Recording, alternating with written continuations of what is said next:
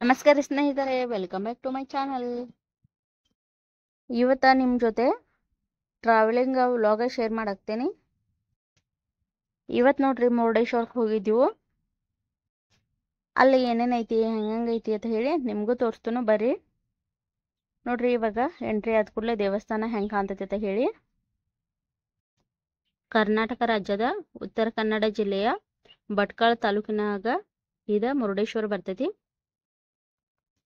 ಇದು ಧಾರ್ಮಿಕವಾಗಿ ಮತ್ತು ಐತಿಹಾಸಿಕವಾಗಿ ಬಹಳ ಪ್ರಸಿದ್ಧಿ ಪಡೆದೈತಿ. ಇಲ್ಲಿ ನೋಡಾಕು ಈ ದೇವಸ್ಥಾನ ಅಷ್ಟ ಸುಂದರವಾಗೈತಿ. ನೋಡ್ರಿ ಇಲ್ಲಿ ಒಳಗೆ ಎಂಟ್ರಿ ಆದ ಕೂಡಲೇ ಹೆಂಗೈತೆ ಅಂತ ಹೇಳಿ. ಮತ್ತು ಈ ದೇವಸ್ಥಾನ ಒಳಗೆ ಕ್ಯಾಮ್ರಾ ಅಲೋ ಇಲ್ಲ.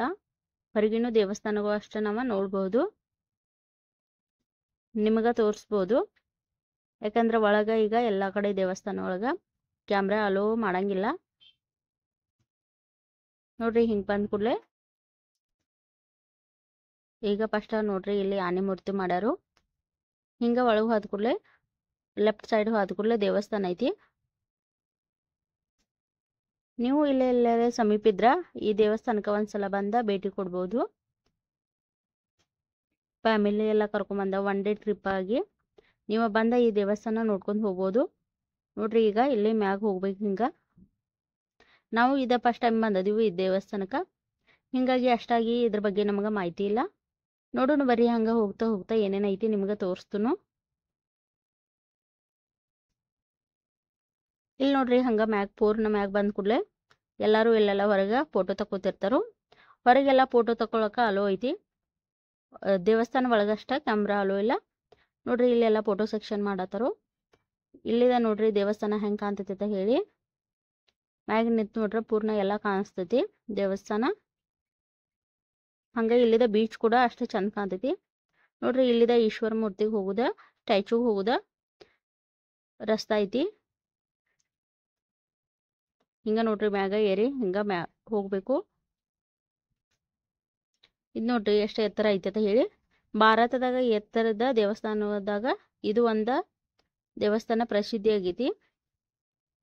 ಹಿಂಗ ನೋಡ್ರಿ ಎಲ್ಲ ಸ್ಟೆಪ್ಸ್ ಸೇರಿ ಮ್ಯಾಗ ಹೋಗ್ಬೇಕು ಈ ದೇವಸ್ಥಾನಕ್ಕೆ. ಈಶ್ವರ ಮೂರ್ತಿ, ಶಿವನ ಮೂರ್ತಿ ಹೆಂಗೆ ಕಾಣ್ತೈತಿ ಅಂತ ಹೇಳಿ ನೋಡ್ಬೇಕಂದ್ರೆ ಪೂರ್ಣ ಮ್ಯಾಗ ಹೋಗ್ಬೇಕು. ನೀವು ಈ ದೇವಸ್ಥಾನದಾಗ ಮ್ಯಾಗ ಹೋಗ್ಬೇಕಂದ್ರೆ ಲಿಫ್ಟ್ ವ್ಯವಸ್ಥೆನೂ ಐತಿ. ನೀವು ಆ ಲಿಫ್ಟ್ದಿಂದ ಮ್ಯಾಗ ಹೋಗ್ಬೋದು. ಮ್ಯಾಗ ಹೋಗಿ ಲಿಫ್ಟ್ದಾಗ ಕೆಳಗಿಂದೆಲ್ಲ ನೀವು ಸಮುದ್ರವನ್ನು ನೋಡ್ಬೋದು. ಅಷ್ಟ ಸುಂದರವಾಗಿ ಕಾಣ್ತೈತಿ ಮ್ಯಾಗ ಹೋದ್ರೆ.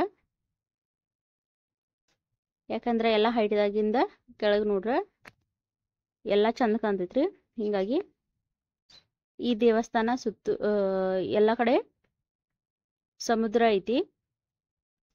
3 ಕಡೆ ಸಮುದ್ರ ಐತಿ. ಇದ ನಡಬರ್ಕ ದೇವಸ್ಥಾನ ಐತಿ. ಕಡಲ ತೀರದಾಗಿರೋ ಈ ಶಿವನ ಮೂರ್ತಿ ಪ್ರಪಂಚದ ಅತಿ ಎತ್ತರದ ಶಿವನ ಮೂರ್ತಿ ಅಂತ ಹೇಳಿ ಸಾಕ್ಷಿ ಆಗೈತಿ. ಇದ ಪುಣ್ಯಕ್ಷೇತ್ರ ಅಷ್ಟ ಅಲ್ದ ಪ್ರವಾಸಿ ಸ್ಥಾನ ಅಂತ ಹೇಳಿ ಪ್ರಸಿದ್ಧಿ ಪಡೆದೈತಿ. ಇಲ್ಲಿ ದೇವಸ್ಥಾನ ಅಷ್ಟ ಅಲ್ದ ಬೀಚ, ಇಲ್ಲೆಲ್ಲ ಬೋಟಿಂಗ್ ಹಿಂಗೆಲ್ಲ ಐತಿ. ಹಿಂಗಾಗಿ ಇದ ಪ್ರವಾಸಿ ಸ್ಥಾನವಾಗಿ ಪ್ರಸಿದ್ಧಿ ಪಡೆದೈತಿ. ಸೆಪ್ಟೆಂಬರ್ದಿಂದ ಫೆಬ್ರವರಿ ತಕ ಇಲ್ಲಿ ಬರಾಕ, ಇಲ್ಲಿ ಈ ಜಾಗ ನೋಡಕ ಬರಾಕ ಸೂಕ್ತವಾದ ತಿಂಗಳಂತ ಹೇಳ್ಬೋದು. ಈ ಶಿವನ ವಿಗ್ರಹ ನೆಲದಿಂದ ಸುಮಾರು 123 ಫೀಟ ಹೈಟ್ ಐತಿ.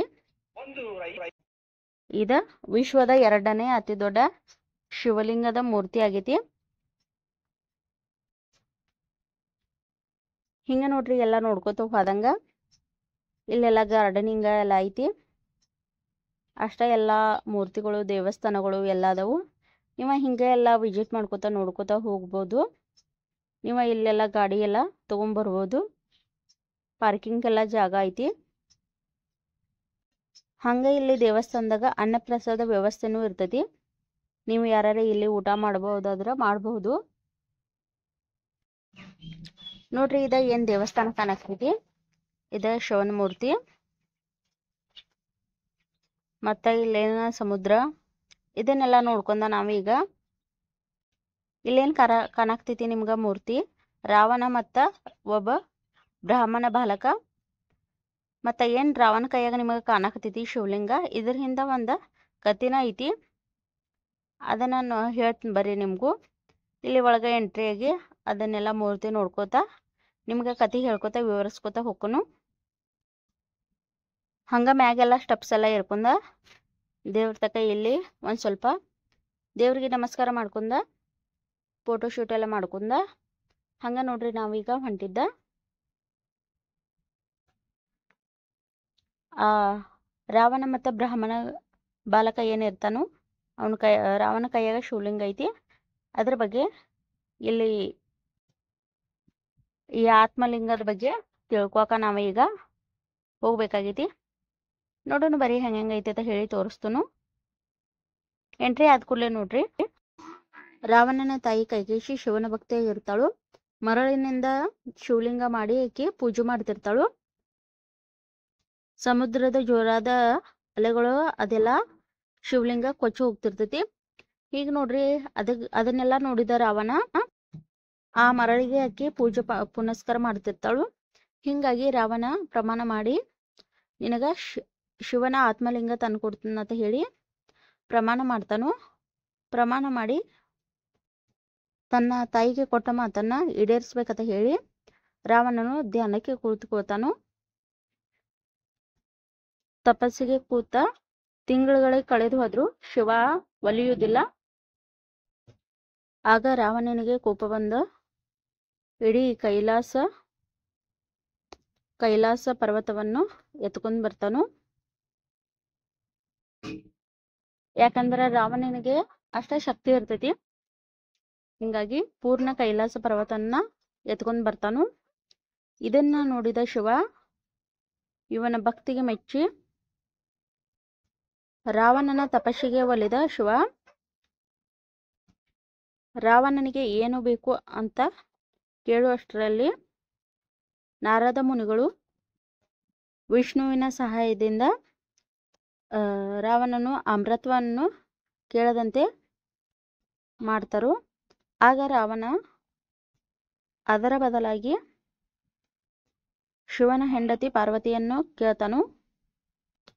ಅದೇ ರೀತಿ ಶಿವ ವರ ಕೊಡ್ತಾನು, ಪಾರ್ವತಿನ ಕರ್ಕೊಂಡು ಹೋಗತ್ತ ಹೇಳಿ. ರಾವಣನು ಪಾರ್ವತಿ ದೇವಿಯನ್ನು ಲಂಕೆಗೆ ಕರೆದುಕೊಂಡು ಹೋಗ್ಬೇಕಾದ್ರೆ ನಾರದ ಮುನಿಗಳು ನಿನಗೆ ನಿಜವಾದ ಪಾರ್ವತಿ ದೇವಿಯನ್ನು ವರವಾಗಿ ನೀಡಿಲ್ಲ, ನಿಜವಾದ ಪಾರ್ವತಿ ದೇವಿ ಪಾತಾಳದಾಗದಾತ ರಾವಣಗ ನಾರದ ಮುನಿಗಳು ಹೇಳ್ತಾರು. ನಿಮ್ಮ ಜೊತೆಗಿರೋದು ಪಾರ್ವತಿ ಅಲ್ಲ ಮಹಾಕಾಳಿ ಅಂತ ಹೇಳಿ ಹೇಳ್ತಾರು. ಮಂಡೋದರಿಯನ್ನ ಪಾರ್ವತಿ ಅಂತ ಹೇಳಿ ತಿಳ್ಕೊಂಡು ಮಂಡೋದರಿಯನ್ನ ಮದುವೆ ಆಗ್ತಾನು.